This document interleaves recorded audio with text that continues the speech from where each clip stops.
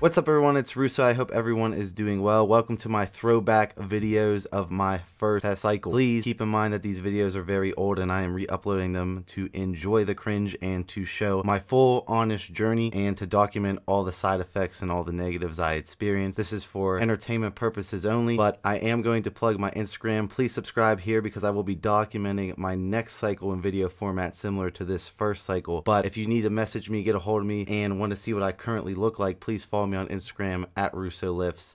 Enjoy the test cycle videos. Opening your own supplement line. So a lot of people all want to come out with their own fancy supplement line, and I have the owner of TGB Supplements, and you are, what's your title? COO. COO. So two supplement basically owners who run TGB Supplements, so they probably know a lot about this topic and are going to shed some light on how easy and or difficult it is to open up your own supplement line. So sit back. I'm going to just sit back and listen, and I'll just interject if I have any questions. Alright, well, supplement line, we have some experience. Ben and I, we run and manage Iron Forge Nutrition, and over the years, we started it pretty much just because with TGB Supplements, we started meeting the owners of a lot of these companies, and we realized some of these guys are in it just for the money, and they don't really know as much as you would think when it comes to these ingredients. So we wanted to do something different. You know, every supplement company says that. We want to do something different with our line, but the truth is that's what we were shooting for. And you may have never heard of Iron Forge Nutrition because we don't promote it. It's like we're probably the only company that doesn't promote their products because it's not about the money for us. It's about having quality stuff and using it for the people that we have coming in. Like, we created a natural anabolic. It's probably our most, I'd say our best product. Yeah. It's called Most Wanted, and we use two natural plant sterols, ecdysterone and 5-alpha-hydroxylaxogenate. Now, you've heard of laxogenate recently. Correct, because people have been grouping it with SARMs. Yeah. But it's not a SARM. It's a plant steroid. It's from a wild Mexican yam. The ecdysterone comes from spinach, and there's a couple other sources. But it's a plant steroid, and it works well. It increases nitrogen retention, protein synthesis. It's pretty amazing stuff. The downfall is the bioavailability and the absorption. So we had a pharmaceutical manufacturing company. There's only 2 places in the world that we know of that can make this and do it this way. It's called a cyclodestrine complexion. Now, High-Tech Pharmaceuticals is using this with a lot of their products, and it's very effective. There's a couple other companies. So right off the bat, you need to know exactly what ingredient and how to derive the ingredient for it actually to be bioavailable. Yes, you got to do a lot of research. It's definitely, now, granted, you could start a basic supplement line, creatine, protein. That's pretty easy. Right, but the competition is so fucking high on that shit. You're not going to be successful unless you are a marketing wizard. And like, our goal wasn't to make crazy money. Otherwise, we'd be marketing it out, crazy. We have a website. We promote it somewhat locally and in store. There's a lot of people locally don't even know it's our line because we don't push just that. We try to help people, and if they need our product, then we sell it to them. But if there's something else that's better, we sell them that. Right. And which is the way it should be. But so we have specific products. But going back to our main product, the Most Wanted, the bioavailability was the main issue, and a lot of companies underdose it and overcharge because it's one of those products that nobody really knows how much you need. So like, if they see it in there, they're like, man, that's a good product that has that ingredient, but really it's like a fifth of what you're supposed to have.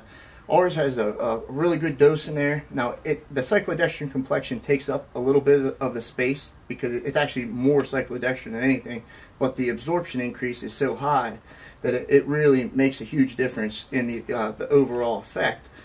So the cyclodestrine complexion, it's a 7-ring sugar molecule that's water-soluble on the outside and fat-soluble on the inside. So it can actually carry a steroid or a steroid-like substance into the stomach, the small intestine, and be absorbed before it hits the liver and gets wiped out. So that's kind of the benefit of the cyclodestrine. We've been doing that for a while now. Yeah. So you found the ingredients. So now how do you do your raws and everything? Well, we had a pharmaceutical manufacturing company actually make this specifically for us. And then they shipped it to us. And now we have to either find a manufacturer to bottle it and cap it, which it's called a tolling fee, and you get hit hard with that. Or we could have the guy right off the bat, that's taking a chunk out of your huge profit, chunk, right? man. And then here's the bad thing is, are they putting the stuff you send them in your bottles? You know, are they putting, Right. is it dosed right? You know, like you have to actually open up a bottle, weigh the capsules, make sure that everything looks right, you know, because you never know. When we first started, I lost $20,000 to a guy that was supposed to manufacture for us, and there was not a thing I could do. And you know, I told you my story, you know, how hard I worked to get to where I am. $20,000 to me. That's a shit ton of money for anyone. Like, I literally wanted to go after this guy, man. And Wait, what did he do specifically? well, he was supposed to get us an ingredient, and everything was good. He had a good reputation, 20 plus years in the industry. And then all of a sudden, his partner called me like 6 months in. We're like, "Where's our product?" And he goes, "Well, he's got some issues with the FDA and the DEA." I was like, "What do you mean he got some issues?" He's like, "You need to get your money and get your stuff right now, otherwise you're not going to be able to get it." So it alerted me. I contacted my attorney. We started doing some background checking and stuff. Here, he got involved with the bath salts and artificial marijuana. He got everything seized from him, like multi-millions. I mean, like, he was the head guy, but they let him free so he could snitch on everybody above him. But there was only one person above him, the connection overseas, which they never got. And because they let him free and took everything he had, he robbed everybody he could for 2 years until they finally put him, you know, into the system. But $20,000 was a drop in the bucket to them. They didn't even care. They did nothing to help us in any way, even though it was their fault for letting this guy run free. So I had to have my attorney get involved, go to the, you know, contact his parole officer. It was a huge thing, and it led to nothing. But it was probably about 8 months later. I was going to go and try to find this guy myself. And my attorney, he's really cool, man. He's not like your regular attorneys. And he's like, "If you're going to go, I'm coming with you." He's like, "Because if you make one mistake," he said, "your life's done. You know, if you do something stupid, it's over." He said, "But you can always make more money." He said, "I know $20,000 is a lot of money, but if you get in trouble with the law or something bad happens, Right. $20,000 ain't going to get you out. You know, you could be away forever." And it really made me think about it. And, you know, I have a daughter and everything, and we were like, "You know what? It's not worth it. Let's just, you know, backup plan." And we did it anyway. We ended up doing the product anyway. That's how we met this guy, the manufacturer I'm telling you about. He actually gave us a little bit of product up front. Didn't even know us. This guy's like one of the only guys in the industry that is legit. Like, he doesn't get credit because he doesn't want to be known. But he's one of those guys that, like, he gave me probably $6,000 worth of product to get started. I told him what happened. He didn't even know me, you know, and he let us take that and trusted me, and I paid him back and made sure that everything was taken care of, and we've been doing business ever since. And he's never one time steered us wrong. So instead of, you know, using some of these like fly-by-night manufacturing companies to bottle for us, a lot of times I'd rather just pay him and pay more money to have it shipped and let him do it for us because I trust him. You know, and he trusts me. So it's very rare to have that kind of relationship with somebody you've never even met. But, you know, I've talked to him for years, and I should have went with him in the first place, but I was trying to stay local as much as possible in the U.S., you know, and that's where I got burned, you know. And it was awful, man. I mean, actually, some of that money wasn't even ours. We had an investor, a private investor, put up some money. And I didn't even tell him what happened, because I told him, I said, "When I take this money, to me, it's my money, and I'm going to treat it like it's my money, and I'm going to give you that money back no matter what." So I paid him on time with interest. You know, we did our backup plan, we made it work, and we still ended up doing the same exact product, which at the time, you know, was one of the pro hormones that is not available no more. And it worked out, man. We ended up, yeah, that's how it took off, and then we started from there. But now it's too risky to, you know, do any kind of illegal products like that. Pro hormones, even the ones that are legal, they're so risky with the FDA. Those andros are just on the list. Yeah, man, it's, you know, it's coming, and we don't want no trouble. So, especially because we're such a small company, we actually had a pre-workout called Contraband, and they wrote an article about it in USA Today because we were one of the first companies to use amp citrate.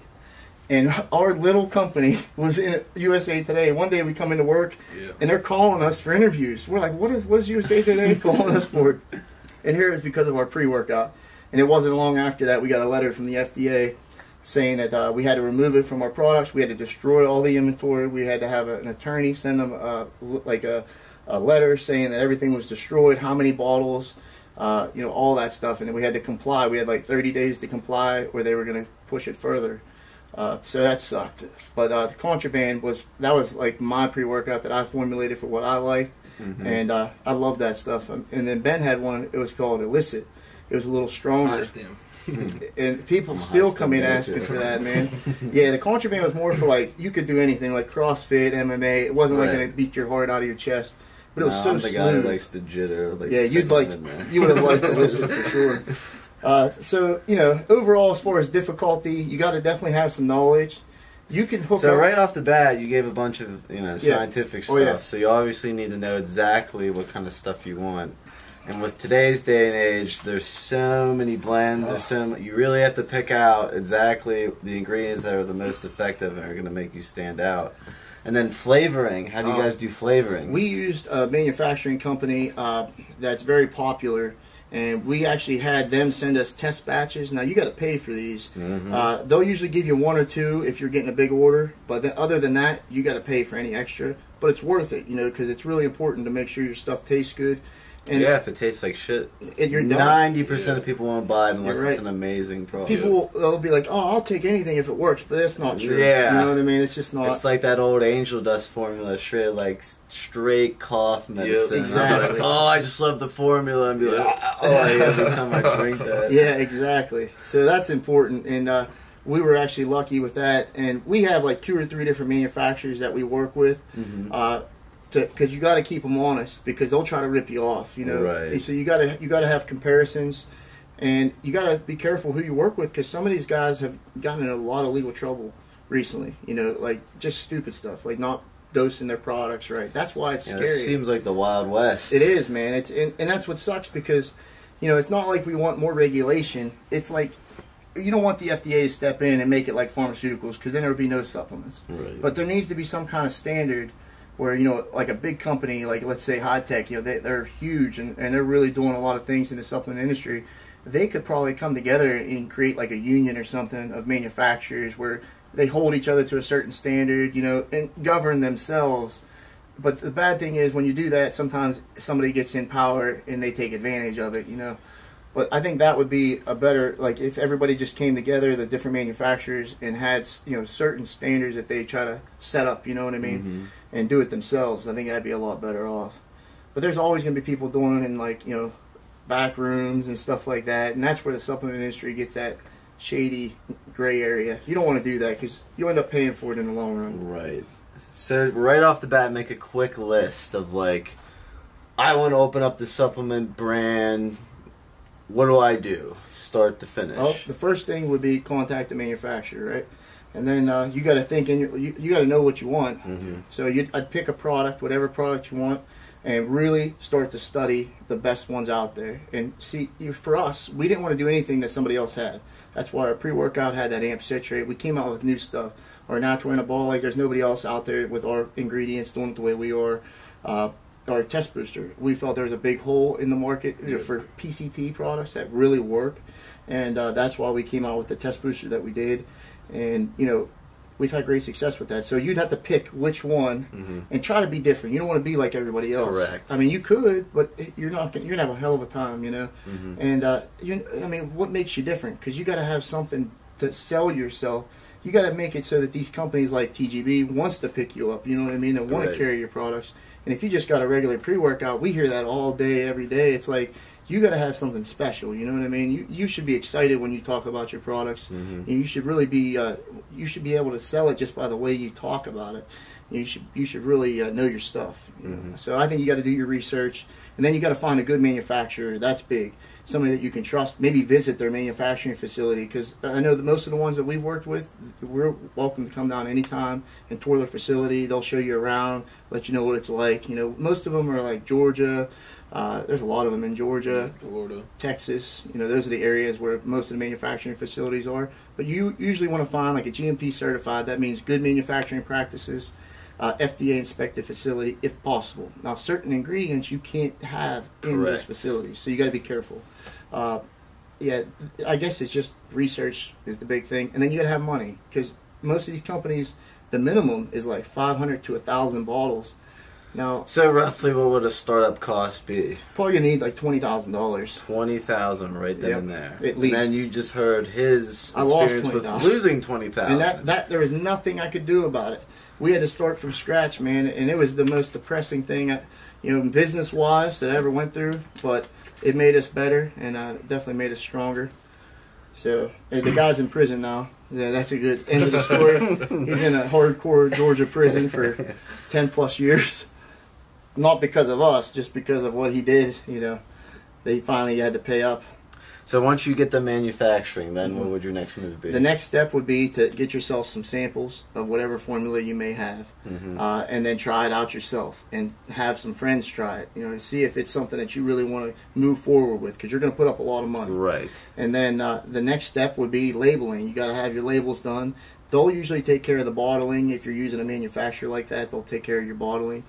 You'll just have to tell them your colors, the bottle, the lid, what type of lid, what type of seal you want on underneath the lid, and then you have to do the labels. Now, we did our labels ourselves, and they're really cool. I'll show you them. They're really unique, and we had you have to stand them out. Yeah, like Most Wanted. It's like an outlaw type, like a product. It has the old school Western badge, the little bullet holes in it. It looks like an old flyer from the Midwest, And then you got our Kingpin, and then we had Contraband. It has prison wire. It looks like contraband, drug. You got to come up with a name, come up with something that looks design good. And naming, because when it's sitting on that shelf, what's going to make it stand out. Exactly. Yeah. And a lot of companies, the biggest companies, they have the same labels on almost all their products, and that's what they do. But when you're a new company, you got to have something that separates you from the pack. Now, it's not like we're a huge supplement company. We're just a small company, and our goals are definitely different than most companies out there. But I feel like our company is good enough that it could be one of the best out there. Just people don't know about it. Right. And that's where we lack ourselves business-wise with Iron Forge, is the marketing. It's mainly because of our time. We put all our time into helping our customers with TGB and everything, but that's huge. You got to be able to market it, because successfully. So after you get all this done, then you got to sell it. You got to sell it. You got to work. Yeah, you got to put your time out. You got to have samples. Samples cost money. A lot of people want samples for free nowadays, and you're paying at least $1 to $2 a pack, unless you get 20,000+ samples. So then there's another $10,000–$15,000. If you go to an expo, you got to pay at least $5,000 for a table, plus you got to bring your samples and stuff.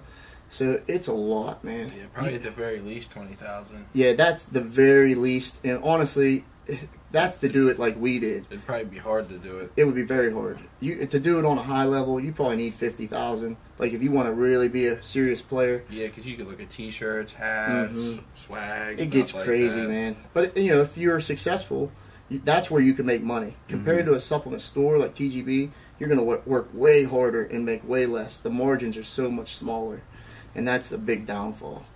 So that's so for a manufacturer, you can make more money. All right, so that is a quick look into starting your own supplement line, because I always see people they think it's so easy, I'm just gonna make my own supplement line. I know the best ingredients, but again, people don't see the back end until you actually look into the back end. You're like, oh shit, it's a lot. So it's the real deal. And I'm not trying to discourage anyone. They're not trying to discourage anyone. But the truth is the truth about what goes on the back end of supplements, and that's how all supplement companies or all supplement lines start. It's probably from a process like that. Oh yeah, very similar. Be the truth be, I ain't trying to gas, I'm whipping a hoopty that I bought from my grandma. I was a new me till that shit really broke down after 2 weeks. Well, that's what 5 it pays. I should have really seen it coming from a mile away, but I don't really care, keep me motivated to save. Like every dollar I make to buy a whip to replace it, but as of now I'm broke. The money flooding around me, it's like I'm riding a boat. Cause I ain't making dollar yet, but I ain't grinding for dough. The money will come, I'm focused now on how I'ma grow, for real.